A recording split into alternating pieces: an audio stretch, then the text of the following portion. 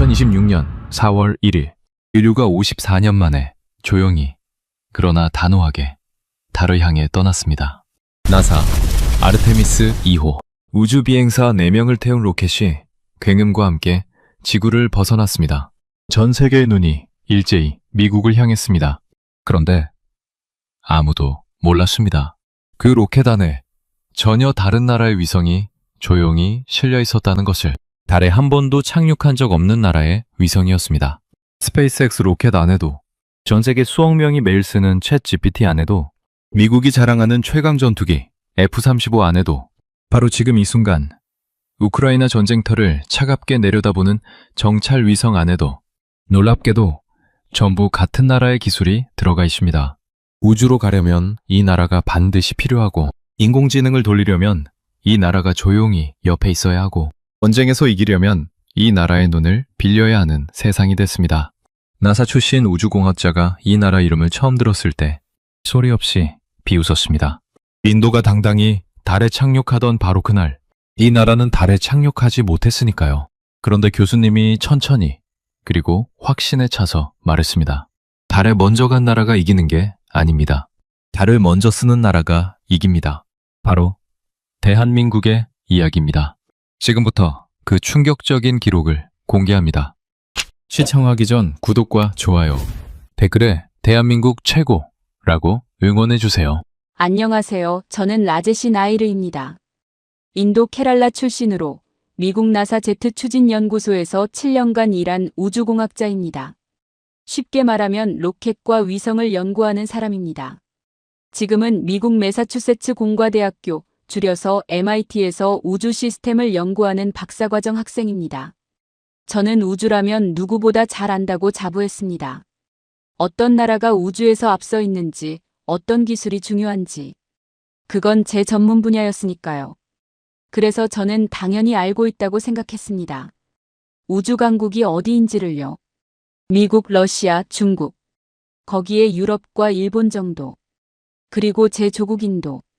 2023년 인도는 달 남극에 탐사선을 내려앉히는 데 성공했습니다. 전 세계에서 4번째로 달에 착륙한 나라가 됐습니다. 저는 그날 눈물이 날 것 같았습니다. 인도가 해냈다고요. 14억 인구의 자부심이 달 표면에 새겨진 순간이었습니다. 그런 제가 MIT 강의실에서 완전히 무너지는 데는 단 8번의 수업이 필요했습니다. 빅토리아 첸 교수님의 우주경제학 강의 첫날이었습니다. 빅토리아 첸 교수님은 유럽 우주국, 그러니까 유럽 나라들이 함께 운영하는 우주기관의 전략을 총괄했던 분입니다. 지금은 우주기술이 어떻게 나라의 힘이 되는지를 연구하는 세계 최고 권위자로 꼽힙니다. 교수님은 강의실에 들어서자마자 칠판에 짧은 문장 하나를 적으셨습니다. 달에 먼저 간 나라가 이기는 게 아니다. 강의실이 술렁였습니다. 저도 속으로 코웃음을 쳤습니다. 달에 먼저 간 나라가 이기는 게 아니라니. 그럼 뭐가 이기는 겁니까? 저는 나사에서 7년을 일했습니다. 우주에서 앞선다는 게 무엇인지는 제가 더 잘 안다고 생각했습니다. 교수님은 학생들을 천천히 둘러보셨습니다. 그리고 물으셨습니다. 21세기 우주 경쟁에서 가장 영리한 나라가 어디라고 생각합니까? 손이 여기저기서 올라갔습니다. 미국이요. 중국이요. 교수님은 고개를 끄덕이셨습니다. 저는 당연히 미국이라고 생각했습니다. 나사를 7년 다닌 사람이 다른 답을 낼 수가 없었습니다. 교수님은 화면을 켜셨습니다. 세계 지도가 떴습니다. 그리고 한 나라의 표시가 됐습니다. 저는 눈을 가늘게 뜨고 화면을 봤습니다. 한국이었습니다. 저는 반사적으로 옆자리 친구를 봤습니다. 그 친구도 저를 봤습니다. 둘 다 표정이 같았습니다. 한국이 우주에서 영리한 나라라고. 한국은 달에 착륙한 적도 없는 나라입니다. 인도가 달에 내려앉을 때 한국은 달 주위를 도는 것도 겨우 성공한 나라입니다. 그것도 미국 도움을 받아서요. 교수님, 한국은 아직 달에 착륙도 못했는데요. 저는 손을 들고 말했습니다. 목소리에 자신감이 가득했습니다. 교수님은 미소를 지으셨습니다. 그 미소가 지금도 기억납니다. 당황한 게 아니었습니다. 기다렸다는 듯한 미소였습니다. 맞습니다. 한국은 달에 착륙하지 못했습니다. 그런데 질문을 바꿔보겠습니다. 교수님은 천천히 말씀하셨습니다. 2026년 4월, 인류가 54년 만에 달을 향해 떠났습니다. 나사 아르테미스 2호. 우주 비행사 4명을 태운 그 로켓 안에 어느 나라 위성이 실려 있었는지 아십니까? 강의실이 조용해졌습니다. 한국입니다. 달에 착륙한 적 없는 나라의 위성이 인류가 54년 만에 달을 향해 떠나는 그 로켓 안에 실려 있었습니다. 나사가 직접 요청했습니다. 저는 그 말을 듣고 아무 말도 하지 못했습니다. 나사에서 7년을 일한 저도 몰랐던 사실이었습니다. 아니, 알고 싶지 않았던 건지도 모릅니다. 교수님은 화면을 바꾸셨습니다. 숫자들이 나타났습니다. 달에 먼저 착륙한 나라, 미국. 두 번째, 러시아. 세 번째, 중국. 네 번째, 인도.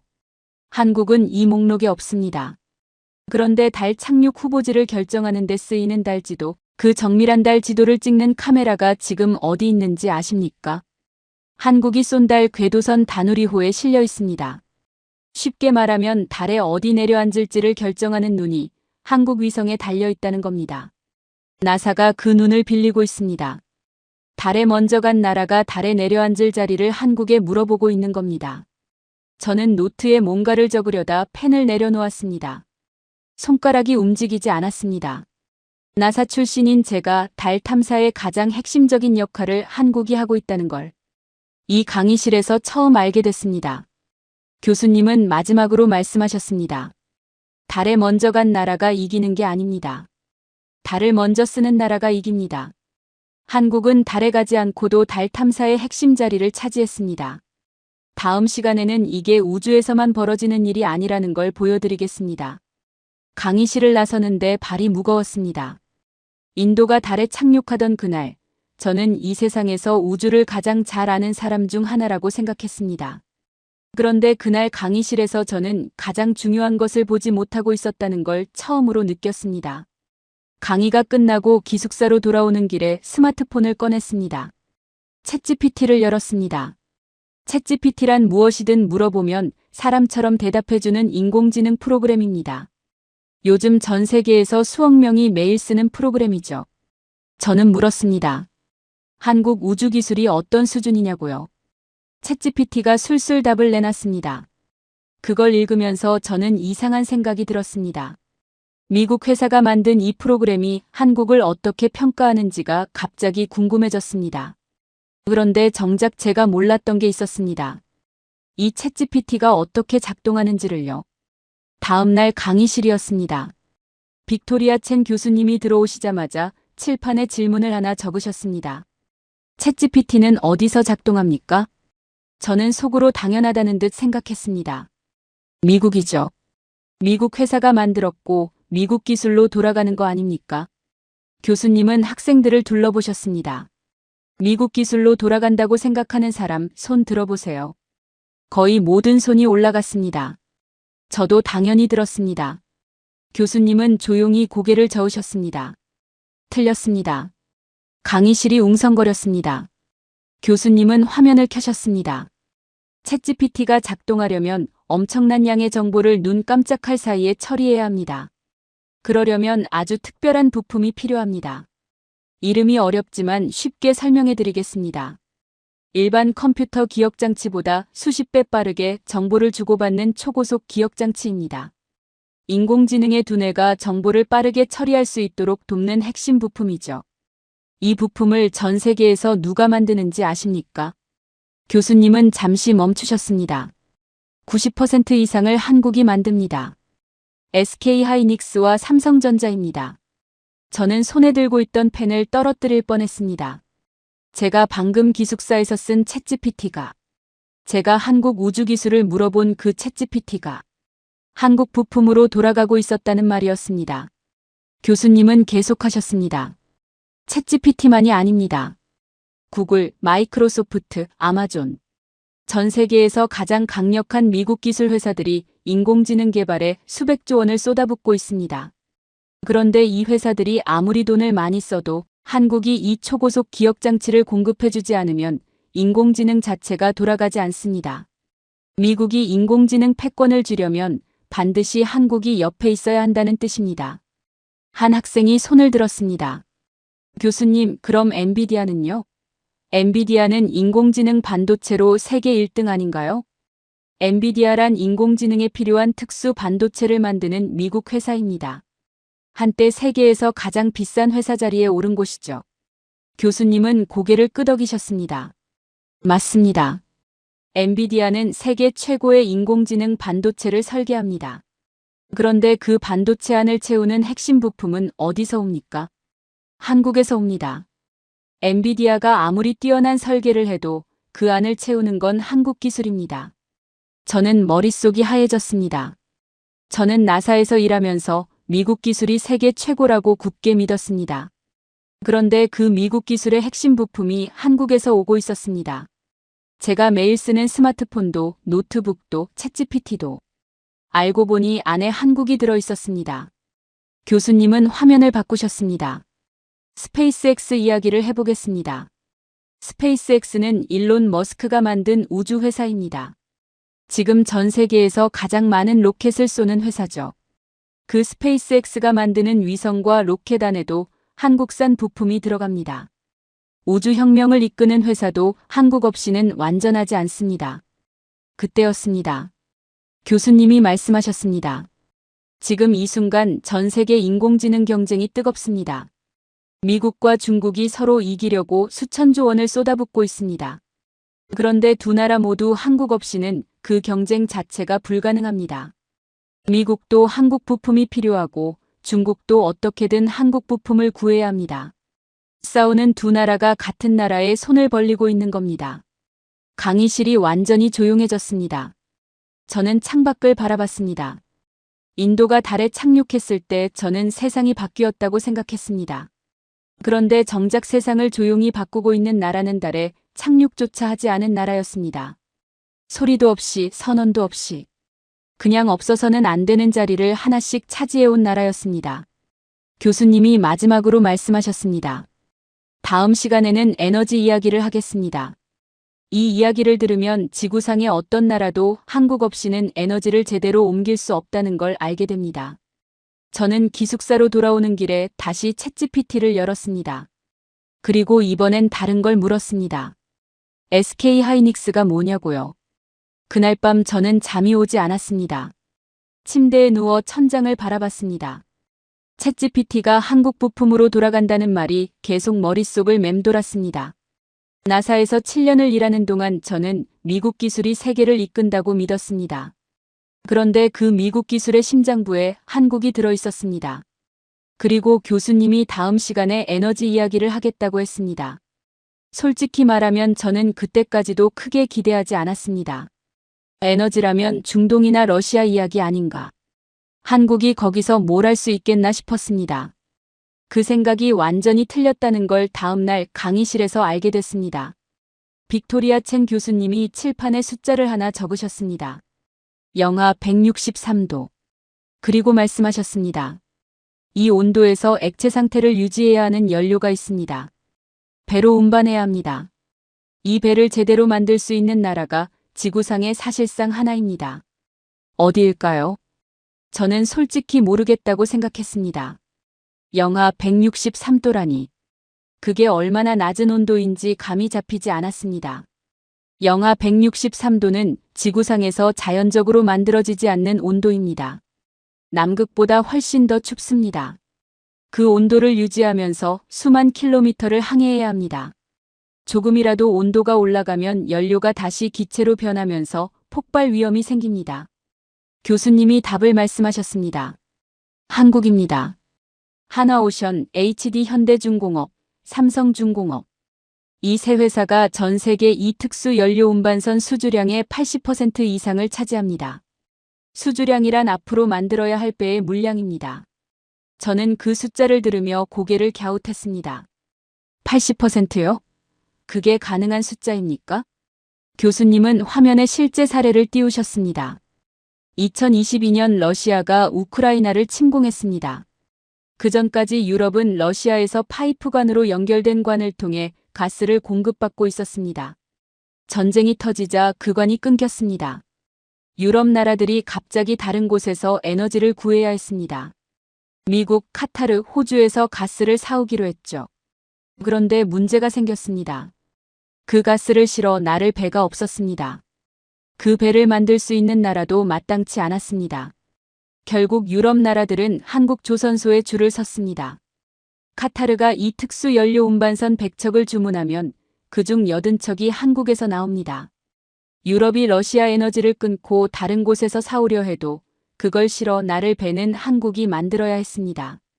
강의실이 술렁였습니다. 그때였습니다.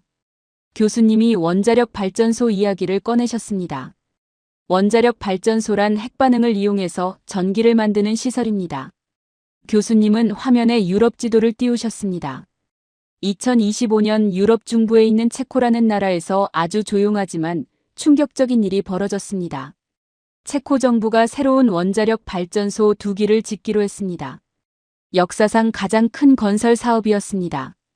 계약 금액이 26조 원이었습니다. 그 공사를 맡을 나라로 한국을 선택했습니다. 한 학생이 놀라며 물었습니다. 교수님, 원자력 발전소는 프랑스나 미국이 짓는 거 아닌가요? 교수님은 고개를 끄덕이셨습니다. 바로 그겁니다. 이 수주 전에 프랑스가 뛰어들었습니다.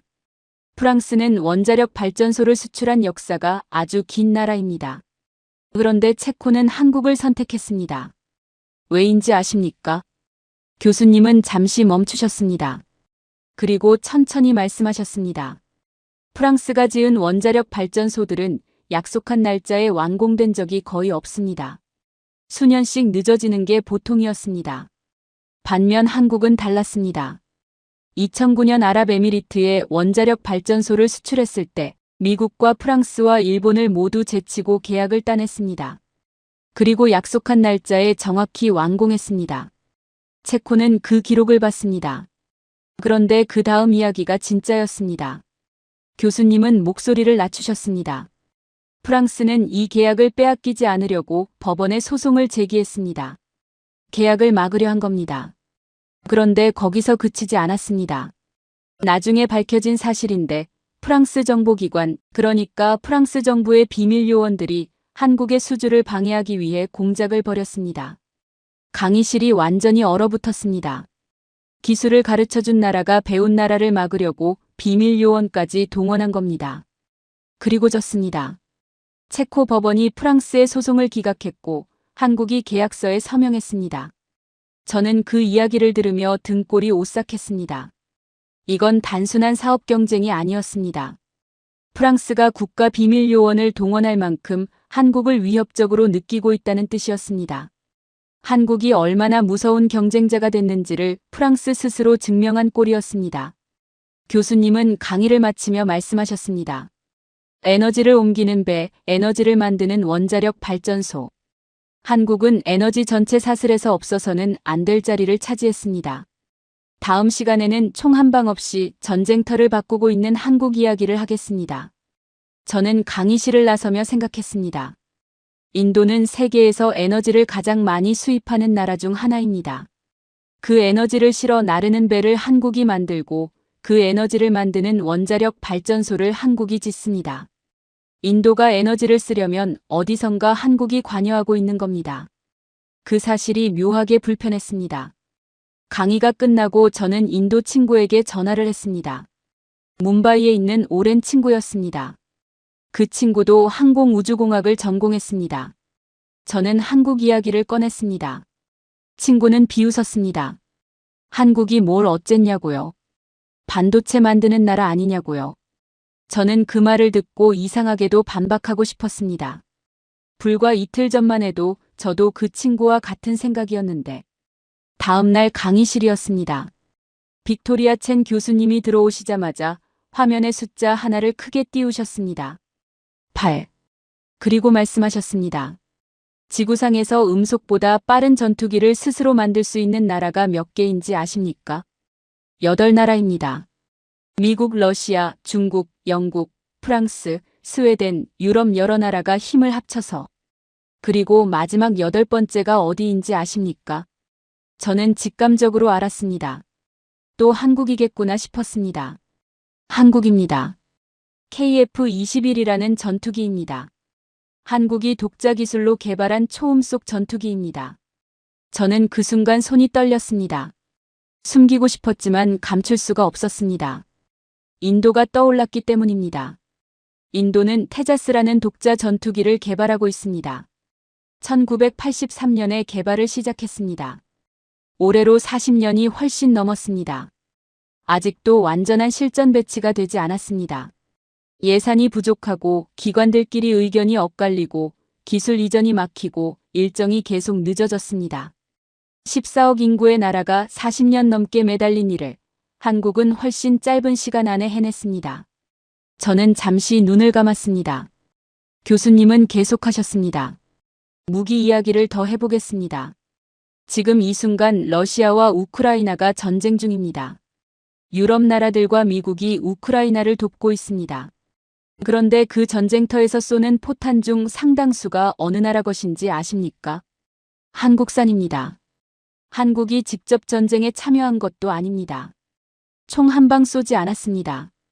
그런데 한국이 만든 포탄이 지금 이 순간 전쟁터에서 터지고 있습니다. 한 학생이 손을 들었습니다. 교수님, 그게 한국한테 좋은 건가요? 전쟁 무기 장사 아닌가요? 교수님은 고개를 끄덕이셨습니다. 도덕적 논쟁은 별개로 하겠습니다. 제가 말씀드리려는 건 다른 겁니다. 교수님은 화면을 바꾸셨습니다. 미국이 자랑하는 최강 스텔스 전투기 F-35. 레이더에 잡히지 않는 최첨단 전투기입니다. 그 F-35의 기체를 만드는 핵심 소재 일부가 한국산입니다. 미국 최강 무기가 한국 소재로 만들어지고 있습니다. 강의실이 다시 조용해졌습니다. 교수님은 이어서 말씀하셨습니다. 미국 해군 이야기를 해드리겠습니다. 미국은 세계 최강의 해군을 보유하고 있습니다. 그런데 그 군함들을 수리하고 관리하는 시설이 부족합니다. 1980년대만 해도 미국의 큰 조선소가 24곳이었습니다. 지금은 7곳으로 줄었습니다. 남은 조선소들도 낡아서 대형 군함을 제대로 수리하기 어렵습니다. 수리를 기다리는 군함이 줄을 서고 있습니다.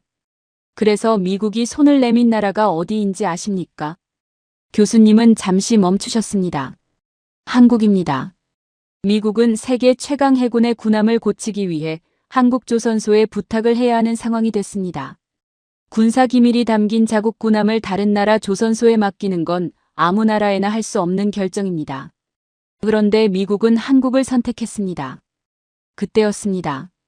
교수님이 마지막 이야기를 꺼내셨습니다. 캐나다 이야기입니다.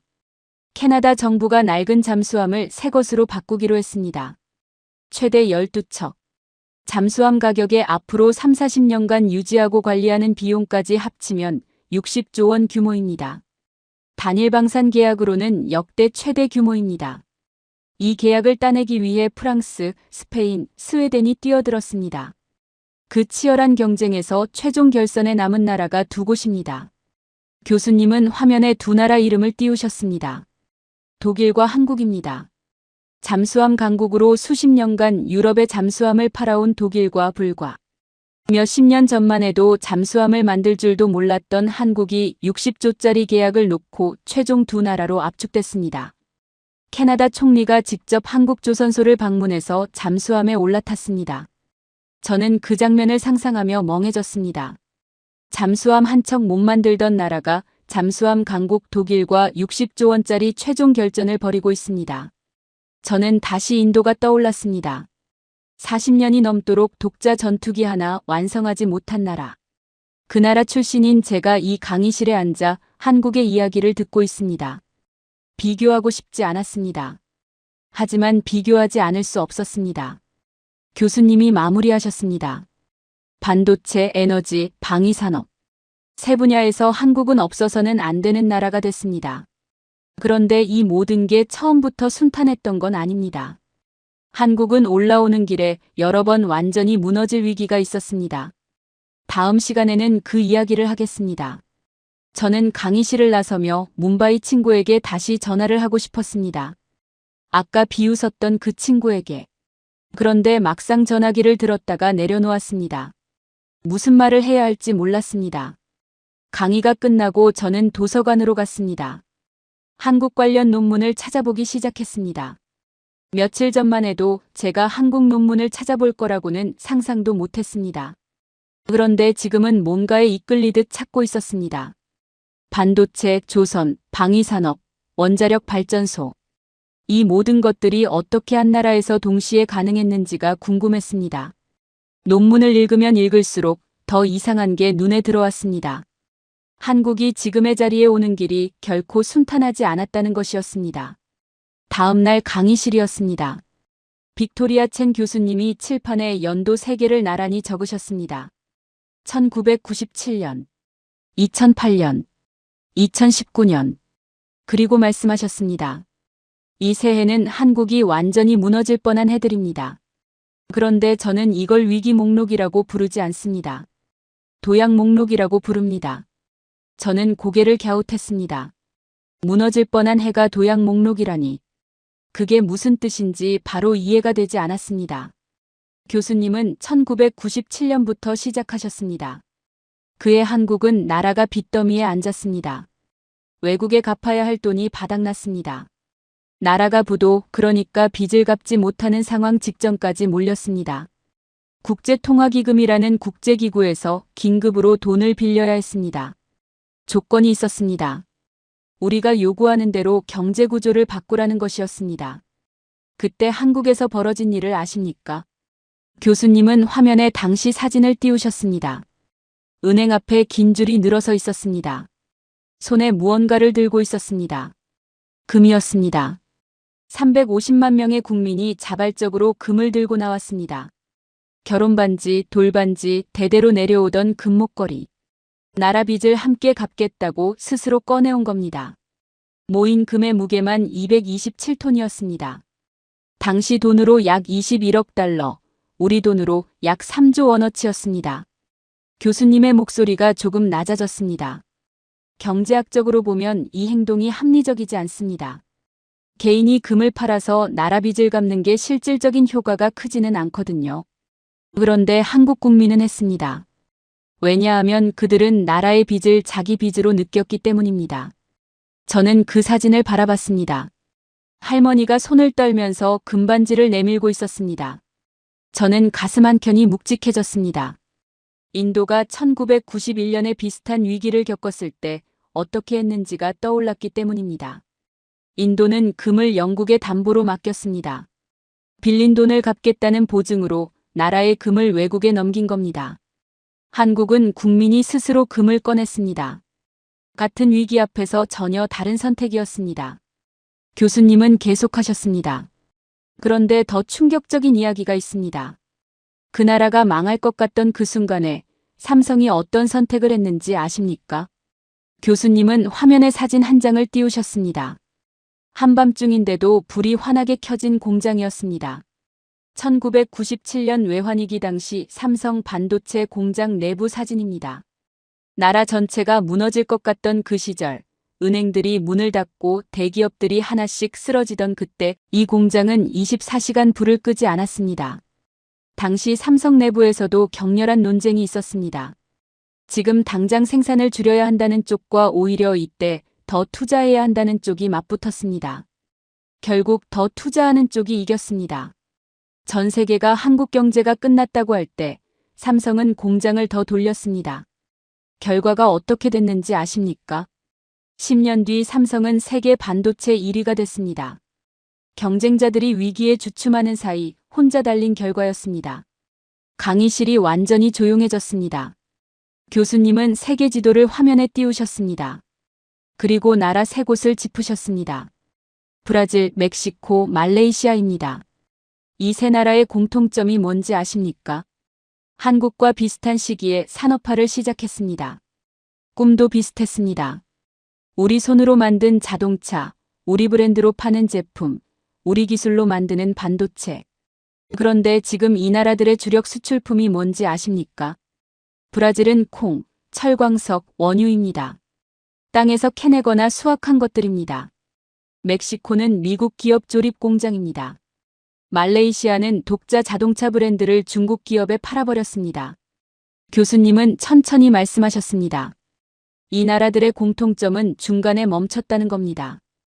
위기가 오거나 더 쉬운 길이 보이면 방향을 틀었습니다. 한국은 멈추지 않았습니다. 1997년 나라가 망할 것 같은 순간에도 반도체 공장을 멈추지 않았습니다. 저는 그 말을 들으며 논문 필기를 멈췄습니다. 인도도 수십 년간 많은 시도를 했습니다. 국영 철강 회사, 국영 자동차 회사, 국영 항공기 회사. 그런데 경쟁이 없으니 기술이 늘지 않았습니다. 위기가 오면 외국 자본의 문을 열었습니다. 성장은 했습니다. 하지만 핵심 기술은 여전히 밖에 있었습니다. 한국은 빚을 국민 손으로 갚으며 공장을 더 돌렸습니다. 인도는 금을 외국에 맡기고 문을 열었습니다. 그 선택의 차이가 지금 이 강의실에서 제가 공부하고 있는 차이를 만든 것 같았습니다. 교수님이 마무리하셨습니다. 다음 시간에는 한국이 두 번째, 세 번째 위기를 어떻게 오히려 기회로 바꿨는지 보겠습니다. 압박이 올수록 더 강해지는 나라입니다. 저는 강의실을 나서며 1997년 할머니가 금반지를 내밀던 그 사진이 머릿속에서 지워지지 않았습니다. 그날 밤 저는 1997년 한국 외환위기 관련 영상을 찾아봤습니다. 유튜브에서 당시 뉴스 영상들이 나왔습니다. 기업들이 문을 닫는 장면, 직장을 잃은 사람들이 거리로 나오는 장면, 그리고 은행 앞에 줄을 선 사람들이 금을 내미는 장면. 저는 그 영상을 보면서 한 가지가 계속 마음에 걸렸습니다. 저 상황에서 어떻게 반도체 공장을 더 돌릴 생각을 했을까? 저였다면 그 결정을 내릴 수 있었을까? 솔직히 자신이 없었습니다. 다음 날 강의실이었습니다. 빅토리아 첸 교수님이 들어오시자마자 칠판에 한 문장을 적으셨습니다. 압박하면 굴복하는 나라. 압박하면 더 강해지는 나라. 그리고 물으셨습니다. 한국은 어느 쪽입니까? 저는 지금까지 들은 강의를 떠올렸습니다. 당연히 두 번째라고 생각했습니다. 그런데 교수님이 직접 그 증거를 보여주셨습니다. 2019년입니다. 일본이 갑자기 한국의 반도체를 만드는데 반드시 필요한 핵심 재료 3가지의 수출을 막겠다고 선언했습니다. 반도체 회로를 새기는 데 쓰이는 특수 액체, 반도체 표면을 정밀하게 씻어내는 화학물질, 그리고 반도체 필름에 쓰이는 특수 소재. 이 3가지를 일본이 쥐고 있었고 한국은 대부분을 일본에서 수입하고 있었습니다. 일본의 의도는 분명했습니다. 한국을 압박해서 외교적으로 양보를 얻어내려는 것이었습니다. 반도체 재료를 무기로 쓴 겁니다. 쉽게 말하면 내가 말 안 들으면 공장 세워주지 않겠다는 협박이었습니다. 한 학생이 손을 들었습니다. 교수님, 그럼 한국 반도체 공장이 멈춘 건가요? 교수님은 미소를 지으셨습니다. 멈출 수도 있었습니다. 그런데 한국은 다른 선택을 했습니다. 양보 대신 국산화를 선언했습니다. 우리가 직접 만들겠다고 한 겁니다. 3년 안에요. 다른 학생이 반박했습니다. 교수님, 현실적으로 가능한 건가요? 일본이 수십 년간 쌓아온 기술을 3년 만에요? 교수님이 답하셨습니다. 저도 처음엔 그렇게 생각했습니다. 그런데 한국은 해냈습니다. 정부와 기업과 연구소가 한 방향으로 움직였습니다. 3년이 지나자 3가지 핵심 재료 모두 국산화에 성공했습니다. 일본 의존도가 오히려 크게 줄었습니다. 압박이 역효과를 낸 겁니다. 강의실이 술렁였습니다. 교수님은 두 번째 사례로 넘어가셨습니다. 2017년 한국이 북한 미사일을 막기 위해 미국의 방어 시스템을 자국 땅에 설치하기로 했습니다. 중국이 강하게 반발했습니다. 자국 안보에 위협이 된다고 주장하며 한국의 경제 보복을 선언했습니다. 한국 기업들의 중국 내 영업을 방해하고 중국 관광객들의 한국 방문을 막고 한국 제품 불매 운동을 부추겼습니다. 한국 경제에 타격을 주겠다는 것이었습니다. 그런데 이상한 일이 벌어졌습니다. 교수님은 화면에 숫자를 띄우셨습니다. 중국이 한국의 경제 보복을 선언하던 그 기간에도 삼성전자와 SK하이닉스의 반도체 수출은 오히려 늘었습니다. 중국이 보복한다고 선언하면서도 자국 스마트폰과 컴퓨터를 만들기 위해 한국 반도체는 계속 사야 했기 때문입니다. 한국을 압박하는 나라가 한국 제품 없이는 돌아가지 않았습니다. 그때였습니다. 교수님이 말씀하셨습니다.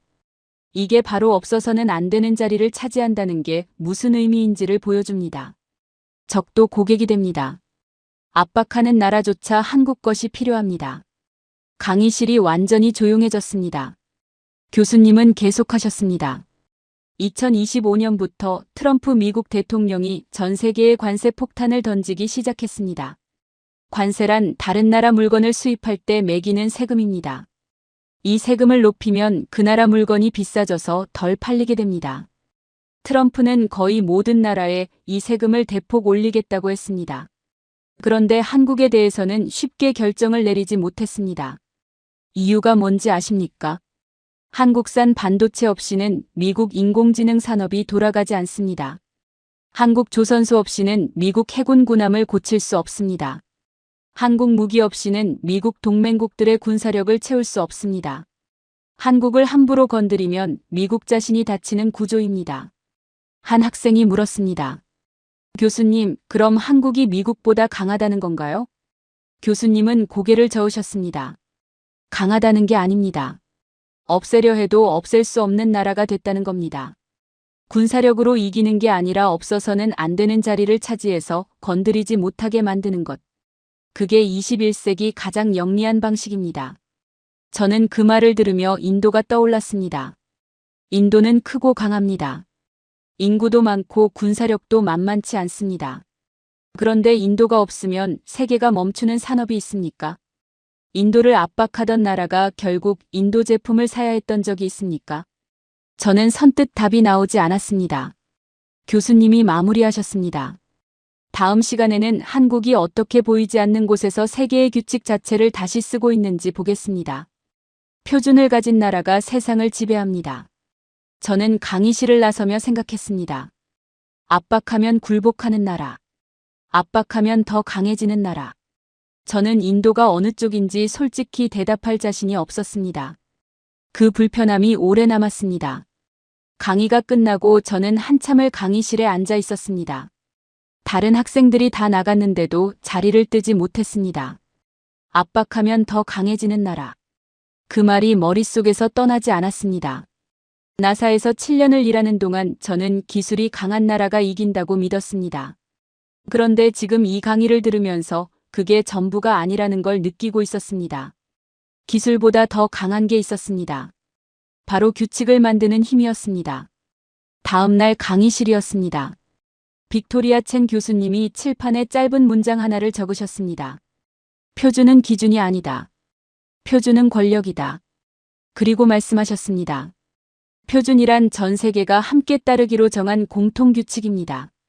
예를 들어 전 세계 스마트폰이 서로 같은 방식으로 통신할 수 있는 건 모두가 같은 통신 규칙을 따르기 때문입니다. 그런데 그 규칙을 누가 정하느냐에 따라 시장의 주도권이 완전히 달라집니다. 규칙을 정한 나라의 기업이 핵심 기술 특허를 쥐게 됩니다. 특허란 내가 만든 기술을 남이 쓰려면 돈을 내야 하는 권리입니다. 쉽게 말하면 통행세입니다. 규칙을 만든 나라가 영원히 통행세를 받는 구조입니다. 한 학생이 물었습니다. 교수님, 그 규칙은 원래 강대국들이 정하는 거 아닌가요? 교수님은 고개를 끄덕이셨습니다. 20세기 내내 그랬습니다. 미국, 유럽, 일본이 규칙을 만들고 나머지 나라들은 그걸 따랐습니다. 그런데 한국은 어느 순간부터 그 구도를 바꾸기 시작했습니다. 교수님은 이동통신 이야기부터 시작하셨습니다. 지금 우리가 쓰는 5세대 이동통신, 줄여서 5G라고 부릅니다. 스마트폰이 더 빠르고 안정적으로 인터넷을 쓸 수 있게 해주는 기술입니다. 이 5G 기술의 핵심 특허에서 한국 기업들이 차지하는 비중이 세계 1위에서 2위권입니다. 전 세계 어떤 나라, 어떤 기업이 5G를 쓰려면 한국 기업의 통행세를 내야 합니다. 지금 이 순간 여러분이 스마트폰으로 인터넷을 쓰고 있다면 어딘가에서 한국 기업의 돈이 흘러들어가고 있는 겁니다. 강의실이 술렁였습니다. 교수님은 전기차 배터리 이야기로 넘어가셨습니다. 전기차에는 배터리가 핵심입니다. 그 배터리를 만드는 규격, 그러니까 크기와 모양과 연결 방식을 누가 정하느냐가 시장을 결정합니다. 한국의 LG에너지솔루션, 삼성 SDI, SK온. 세 회사는 전기차 배터리 시장에서 세계 상위권을 차지하고 있습니다. 그리고 이 회사들이 기술에서 앞서 나가면서 규격 표준화 논의에서도 주도권을 잡았습니다. 결과가 어떻게 됐는지 아십니까? 교수님은 잠시 멈추셨습니다. 테슬라, BMW, 폭스바겐 같은 세계 최고 자동차 회사들이 한국 배터리 규격에 맞춰 차량을 설계하기 시작했습니다. 차를 만드는 나라가 부품 규격을 따라가는 구조가 된 겁니다. 저는 그 말을 듣고 잠시 멍해졌습니다. 테슬라가 한국 규격에 맞춰 차를 만든다는 것. 그게 무슨 의미인지 천천히 머릿속에서 그려졌습니다. 교수님은 스마트폰 이야기를 꺼내셨습니다. 여러분 손에 들린 스마트폰을 보십시오. 아이폰이든 삼성이든 그 화면이 얼마나 선명한지 아십니까? 그 화면을 만드는 기술을 OLED라고 합니다. 빛을 내는 아주 얇은 특수 소재입니다. 전 세계 스마트폰에 들어가는 이 특수 화면의 압도적인 비율을 한국이 만듭니다. 애플이 아이폰을 만들려면 한국 화면이 있어야 합니다. 그때였습니다. 교수님이 우주 이야기를 꺼내셨습니다. 저는 순간 귀가 쫑긋해졌습니다. 2026년 현재 달 탐사에 참여하는 나라들은 아르테미스 협정이라는 약속에 서명해야 합니다. 쉽게 말하면 달에서 어떻게 행동할지 정한 국제 규칙입니다. 달에서 자원을 캐도 되는지, 어떻게 나눌 것인지, 어느 구역을 쓸 것인지. 달이 이제 규칙이 필요한 공간이 됐다는 뜻입니다. 그런데 그 규칙을 만드는 테이블에 한국이 앉아 있습니다. 달에 착륙한 적도 없는 나라가 달의 규칙을 함께 정하고 있습니다. 저는 그 말을 듣고 처음으로 강의실에서 소리 없이 웃었습니다. 황당하다는 웃음이 아니었습니다. 이제야 전체 그림이 보인다는 웃음이었습니다. 달에 가는 것보다 달의 규칙을 만드는 것이 더 중요합니다. 교수님은 천천히 말씀하셨습니다. 한국은 달에 착륙하지 않고도 달의 규칙을 쓰는 나라가 됐습니다. 5G 통행세를 받고 전기차 배터리 규격을 정하고 아이폰 화면을 만들고 달의 규칙을 씁니다. 규칙을 따르는 나라에서 규칙을 만드는 나라가 된 겁니다. 저는 노트를 덮었습니다. 인도는 규칙을 따르는 나라입니다.